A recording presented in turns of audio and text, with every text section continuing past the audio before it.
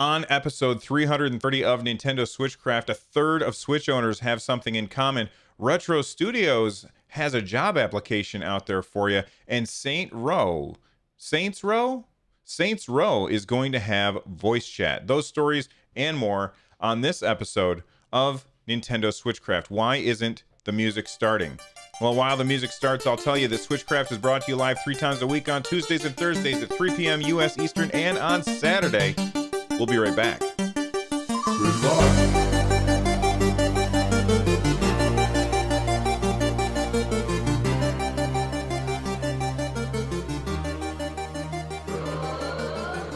All right, we are back. Listen, if you want to check out the show live, twitch.tv/runjumpstomp. And this episode of Switchcraft is brought to you by Martin S. Get Switchcraft and my other content for as little as $1 without any ads. I mean, of course you can get it for free, but if you sign up for the patreon.com/runjumpstomp, you can get the show with no ads, and it only costs you $1 a month.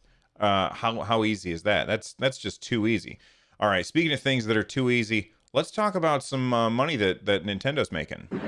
Introducing the next generation from Nintendo. New Super Mario World. Created especially for the Super Nintendo Entertainment System. It's a bit more exciting, a bit more challenging, a bit more graphic, a bit more colorful, a bit more realistic, a bit more levels, a bit more secrets. A bit too long? Enemies, a bit more friends, a bit more sound, a bit hotter, a bit cooler, a bit weird. I didn't know this was going to be this long. A bit more Mario, a bit more of what you want. All right, I just shut it off. A bit more of what you want. Now you're playing with power. Listen, speaking of playing with power, Nintendo Switch Online. Nintendo Switch Online has now exceeded 9.8 million global accounts. This is according to Nintendo's recent financial briefing, which was released on Friday. I'm not really going to spend time talking about sales, but what I want to point out is that Nintendo Switch Online is getting some pretty good growth. They released numbers during their last financial briefing, and they said that they were having problems getting people to stick with it. So people would sign up for it and then they'd let it lapse. And I think that now that Tetris 99 is out, that is really helping them with retention. In fact, Nintendo said one of the factors that may have led to the success is the free game that comes with the membership, Tetris 99. And the thing that we have to remember is that Tetris 99 is, yes, it's a free game for people who play Nintendo Switch Online, but that's not going to last very long. I think right now it's got a halo effect. People look at that and they're like, oh man, Nintendo Switch Online's pretty great because it gets you Tetris 99. But I feel like Nintendo thinks that Nintendo Switch Online is great and that the bonus is Tetris 99. But I think most of the customers are paying that $20 for a year of Tetris 99 with the bonus of Nintendo Switch Online, if that makes sense. In order to keep these people around, I really think it is in Nintendo's best interest to make absolutely sure that they are bringing out more games like Tetris 99, games that are exclusive to Nintendo Switch Online players and that they are free. And I think that that is going to keep people paying over an extended period of time, because right now, outside of Tetris 99, unless you are enjoying playing the NES games that they are bringing out, I don't think that there's much for you outside of being able to play online. And I understand that for most people that's enough, and for me that's probably enough, but there's a lot of people out there who play nothing but single player games. They're not interested in online gaming. A friend of mine still doesn't have Nintendo Switch Online because he doesn't like Tetris. And there's nothing, like, he doesn't like Tetris. He's not interested in Splatoon. He doesn't want to play Smash Brothers. He just likes playing single player games. And you need to get something to entice people like that, to bring them into the fold. And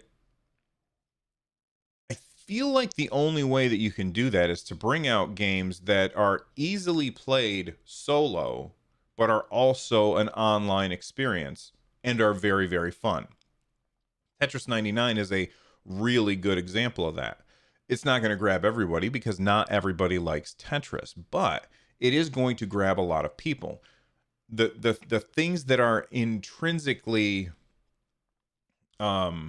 unique to it is that you can sit down and play Tetris 99. It takes you, I think, 5 minutes at most to play a match.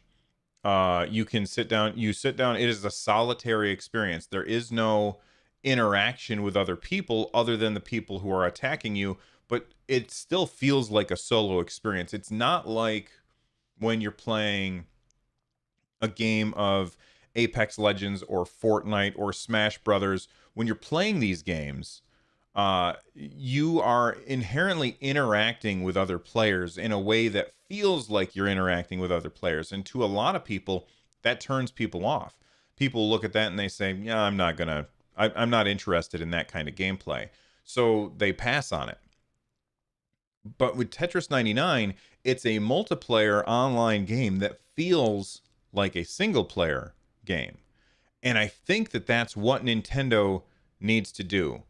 They need to bring out these single player multiplayer experiences, which is a weird concept, but they've already done it once with Tetris 99. And I think that if there's any company out there that is poised to do it again, it would be Nintendo. And, watch this space right here because E3 is coming. June is not far away. We're coming up at the very tail end of April, and then May is going to go by in a flash. And after May is E3, and we're going to have all the hype and speculation of E3 stuff. And then, of course, we're going to talk about what Nintendo shows at E3. And I, for one, am really, really excited. But a lot of people are talking about E3 and they're saying things like, oh, well, look, we've got Animal Crossing that we were going to be talking about. We're going to be talking about Luigi's Mansion. But what everybody seems to be forgetting about is Nintendo Switch Online. And Nintendo needs to pull a rabbit out of the hat in order to keep the people around and bring in more people for Nintendo Switch Online.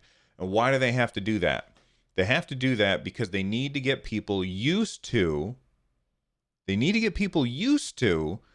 having a subscription. A lot of Nintendo people have gone blissfully unaware of the dangers that it is subscription style gaming. Not that I think that it's necessarily bad, because a lot of these games, or I'm sorry, a lot of these subscriptions give us awesome stuff. I'm looking at Xbox Live. I'm looking at PS Plus, PSN. I can't remember.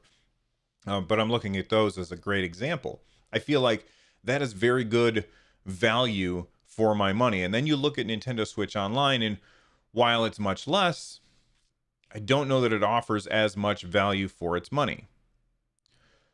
So the reason why Nintendo needs to get people used to this idea is because eventually Switch sales will fade, which we're going to talk about Switch sales for just like a microscopic minute in just a little bit. But Switch sales will eventually start to fade. And if you look at what's happening now with Xbox, with the anticipation that the next Xbox is going to be announced soon, the PS5 having already been announced and confirmed, all that stuff, Xbox sales have really, really slumped lately. But Microsoft is sitting pretty still. Why are they sitting pretty? Because they have games as a service kind of stuff. They have the Xbox Gold, they have the or Xbox Live Gold, and then the Xbox whatever it is subscription that lets you just subscribe to playing games that you don't necessarily own, but they are like you can play them when they come out. I can't remember what it's called, but those two subscription services have really buoyed Microsoft's financials in a way that Nintendo can look at and say, that is incredibly attractive to us. Look at how Microsoft isn't selling very many consoles, and yet they're still making a bunch of money. And Nintendo looks at that and they say, well, we need to try and do something like that, because if we don't, when the Switch's sales eventually do slump, we're going to run into the same issue that we had during the Wii U era, or at the tail end of any of our console generations, when people are anticipating the next one, stop buying the last one. That happens to every generation, but Microsoft is buoyed by their services. Nintendo needs to make their services more attractive, and one way to do that is to bring out these single player, multiplayer experiences that are unique to Nintendo Switch Online. And as chat said, I can't remember, I saw it a minute ago. Somebody said, oh yeah, and get Joel Mead says, and get some SNES games stat.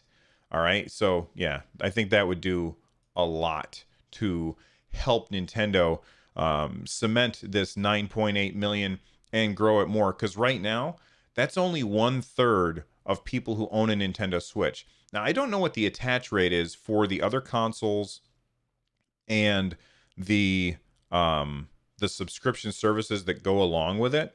I would assume that the attach rate is pretty high, because you get so much with that subscription. You get I hate to say free, but free, I'm using air quotes if you're not watching on YouTube, free games every month, as well as the online backups and stuff. And while Nintendo is giving the same thing, it's not quite the same thing. All right, let's talk about Retro Studios. Now bring the arcade experience home, because your vision is our vision. ColecoVision. All right, look, if you know how to make video games, like maybe you're an independent developer and you're listening to the show, or you've worked on video games in the past, and you're a fan of Metroid, Retro's hiring. Retro is hiring, and they're hiring to work on Metroid. It says here, joining the Retro team means becoming a part of a company that is passionate about what it does and what it is part of, the Nintendo legacy. As a North American Nintendo-owned developer, we pride ourselves on delivering high-quality, customized experiences in our games in the studio. Our unique style stands out and wows gamers all over the globe with games like Metroid, Donkey Kong, and Mario Kart franchises. We believe good company, culture, passion, and creativity are crucial to delivering great games. Retro is committed to maintaining an environment that supports those qualities, and all our employees of our games are a reflection of these efforts. Skip to the end. If you are passionate about that quality, about being part of a creative culture, about Nintendo, you're already one step closer to being part of Retro Studios. They are hiring specifically for Metroid Prime 4. There's a little block here. It says, we're looking for a few world-class developers to join the Metroid Prime team on our journey in developing Metroid Prime 4. Join Retro Studios today and help bring this entire game to life. Okay. I think that this is very, very cool, but I want to make sure that everybody understands what's happening here. Okay? Some people are looking at this and they're saying, oh my God, they're not starting to work on Metroid until just now. Are you kidding me? And I would say that you got to understand that they have been working on this for a really long time. Nintendo already has some assets. I know that Nintendo said, look, we went from the ground up on we erased everything and we're starting from the ground up. I don't believe that for a second. I do believe that there is some how do I want to say it? I do believe, I'm very distracted because people are like, things are happening in chat and I don't quite know what happened. Sorry. Okay. I do believe that they're throwing a good deal of what they already had done on Metroid Prime 4 away. Okay? I don't believe that they threw everything away. And I don't believe that Retro Studios started working on this when it was announced that they threw everything away. I think that Retro Studios had already been contacted and had taken over the project well before we were informed about it. Does that make sense? And I also don't think that Retro Studios is now trying to put their team together. They're just trying to expand their team. I guarantee work has already been done on Metroid Prime 4 by Retro Studios, and it is well underway. That being said, there are people who look at this and they think, oh man, Metroid news. That means a game's coming out soon. No, it does not. I anticipate that this is going to be a couple of years probably away from seeing Retro's version of Metroid Prime 4, and that's too bad. But I would rather that they take a long time and get it right than do it quick and screw it up. Does that make sense? Anyway, I've been kind of noodling about this for a little while now. Let's move on and talk about two games that are about to get voice chat, or one of them already has voice chat on the Nintendo Switch. When it comes to space games, nobody compares to Atari. Excuse me, have you compared them to Intellivision? Intellivision? Sure, they've got great space games, like Intellivision Space Battle. I didn't know. I didn't know that Mortal Kombat 11 had voice chat. Now, wait a second. What are you talking about, Bill? It doesn't have voice chat. I have Mortal Kombat 11 on the Nintendo Switch, and I can't talk to anybody. Well, you can if you have the Nintendo Switch Online app. All right, this ridiculous thing, the Nintendo Switch Online app. Right now, it's just got 2 game-specific services down on the bottom, but there's a thing there that says voice chat right there. You see the voice chat? I'm talking to the people who are watching the video over on YouTube. If you tap on the voice chat when you're playing your game, people will be able to talk to you, which is kind of cool. It could also be terrible because people on the internet are the most awful versions of themselves, and it's going to be bad. But it can also be great. If you're playing with a friend, you guys can talk to each other without having to use the Discord. Which it's not the best way of doing things, in my opinion. I still think that Nintendo should have voice chat directly on the Switch, but they don't. But Mortal Kombat 11 has voice chat built in to the Nintendo Switch Online app. Now, recently, at JMart2K said. He was asking Saints Row. He said, will Saints Row the Third support any kind of voice chat on the Nintendo Switch? And Saints Row replied, yes, via the Nintendo Switch Online app. So that's confirmation. More and more developers are going to be using the Nintendo Switch Online app, and I totally get why they do that. However, I would prefer that more developers either roll their own or use, I can't remember the name of the company, but there was a company that provided the voice chat APK for Fortnite on the Nintendo Switch. And that one just works where you just plug your headphones into your Switch, and it's voice chat just like it is on any other console. I wish that Saints Row and Mortal Kombat did that and just left that stupid Nintendo Switch Online app to Nintendo.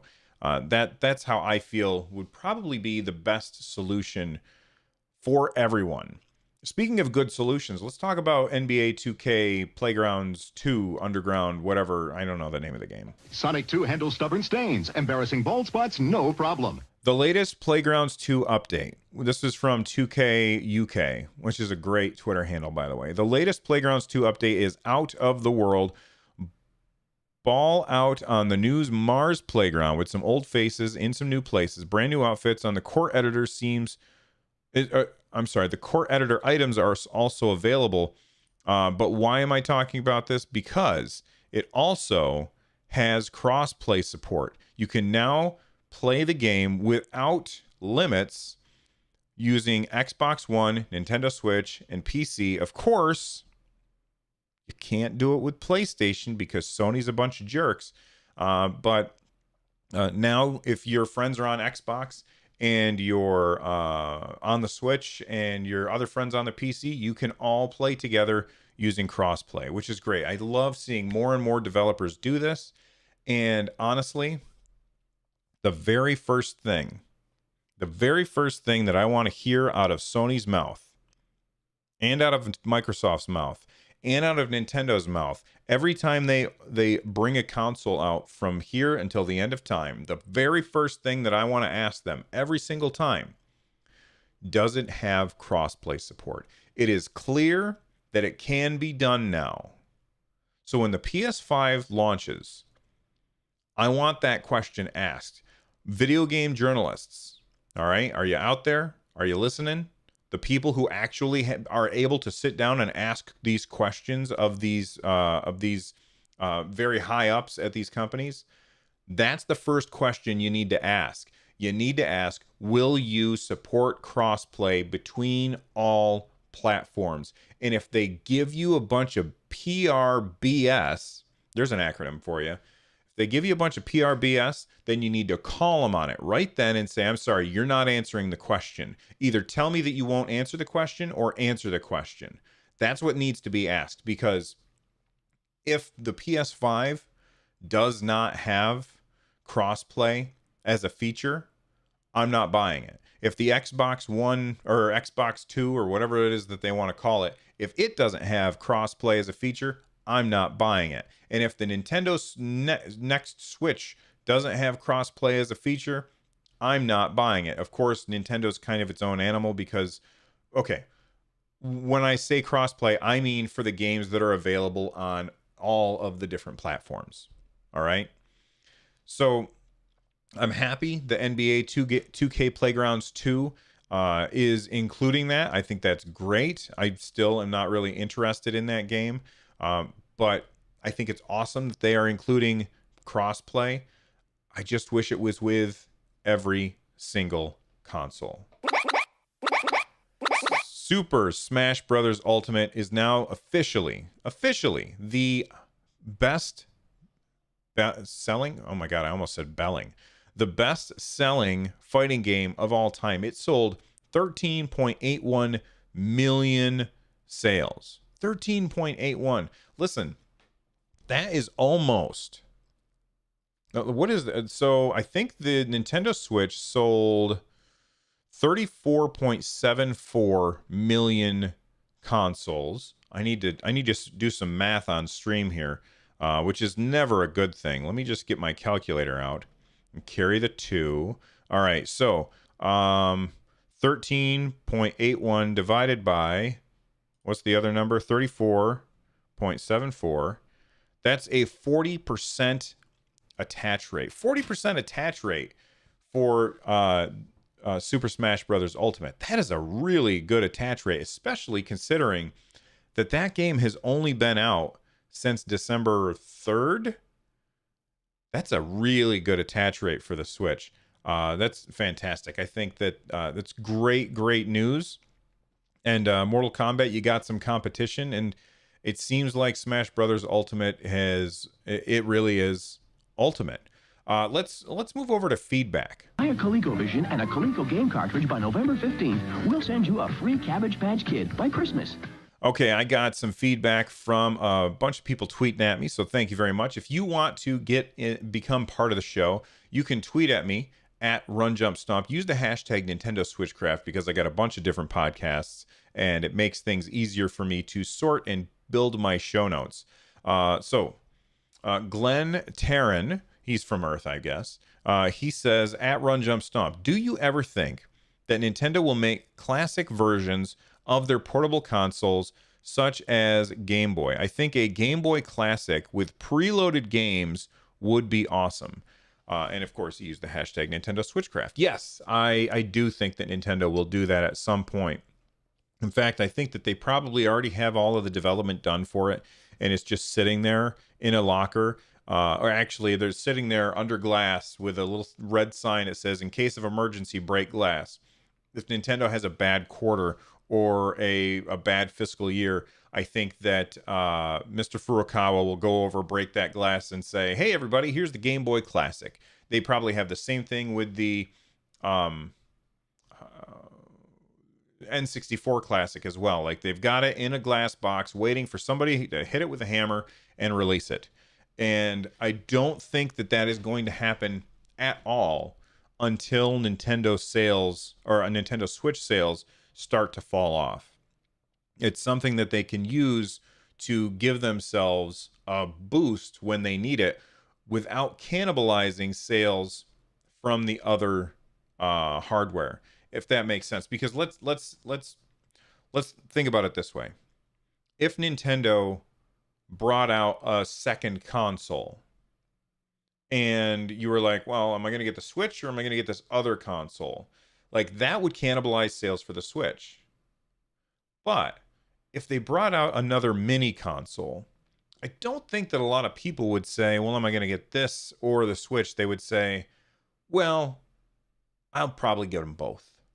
You know, anybody who would buy a Game Boy Classic, I don't think that they would be deterred by the fact that they already have a Switch, unless Nintendo starts porting Game Boy games to it, which we haven't seen them do yet. I mean, they ported Game Boy games to the Wii U, but not to the Switch yet.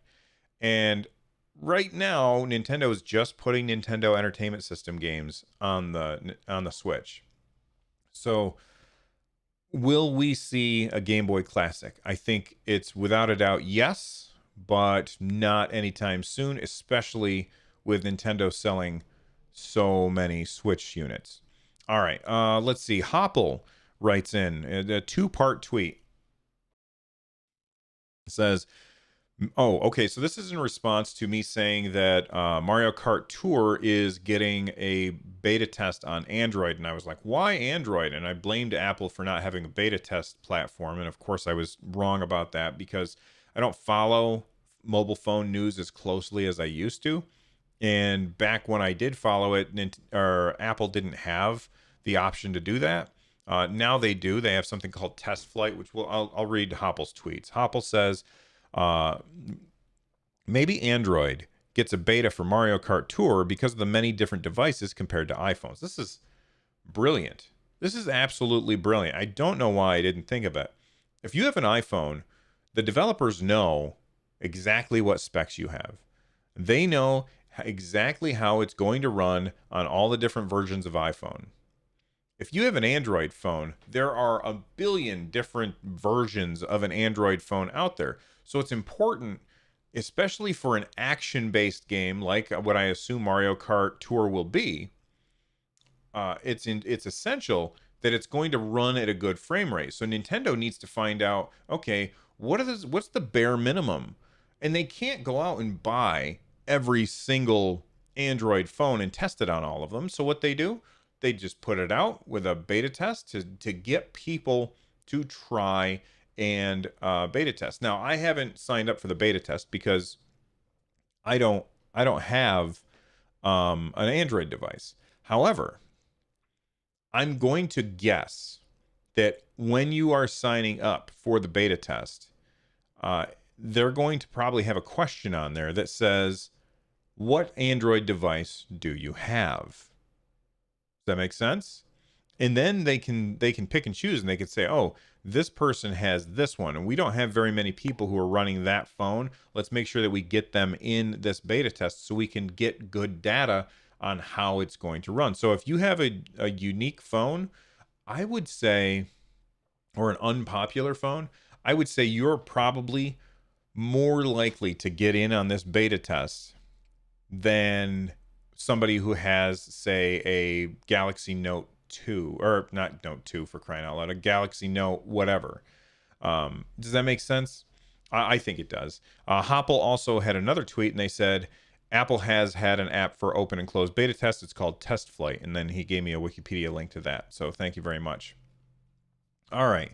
Adam Lee, at Boomer1989, tweeted at me, in response to the latest episode, I play 98% handheld and constantly keep track of my battery. He's referring to when I said I never have run out of battery on the Nintendo Switch, and it's not really something that I worry about, but I'm sure that there are people out there who do. And this was mostly in response to the rumors about the new Nintendo Switch that may or may not be coming, and the fact that I said that what'll be really different is the chip. Whatever chip they're running is not going to be more powerful. It's going to be more efficient. That's if those rumors turn out to be true. You know, if you want to hear the whole thing, go back and listen to the most recent episode. But in response to the latest episode, this is Boomer again. I play the Switch 98% handheld and constantly keep track of my battery. I rarely run out of battery because I constantly work at keeping it charged. It's always on my mind, and a longer lasting battery would be welcome. And Boomer, I totally understand. That's not my use case, but I know that Nintendo has said that roughly 50% of the people who use the Nintendo Switch play it handheld only. Handheld only. That is very, very surprising. And that also lends credence to the idea of, would a Switch with the Joy-Cons attached sell well? And I think it would. It wouldn't sell well to me, but I think it would sell very, very well. Okay, so thank you for your feedback to everybody. Again, Run Jump Stomp. Use the hashtag Nintendo Switchcraft. Let's get out of here. When it comes to space games, Oh, we already heard this nobody one. compares to it. These people are upset because even after waiting all night, they were unable to get their kids a new version of a game called Dragon Quest. Become part of the community over at runjumpstomp.com/Discord. You can also watch the show live at twitch.tv/runjumpstomp. Get a hold of me on Twitter at runjumpstomp. If you're looking for ways to support the show, stop by runjumpstomp.com/thank you. And for more content like this, check out runjumpstomp.com/shows. Check out Note Block. That's the music that's playing right now. I will see you guys all very, very soon. Thanks for watching. Bye-bye.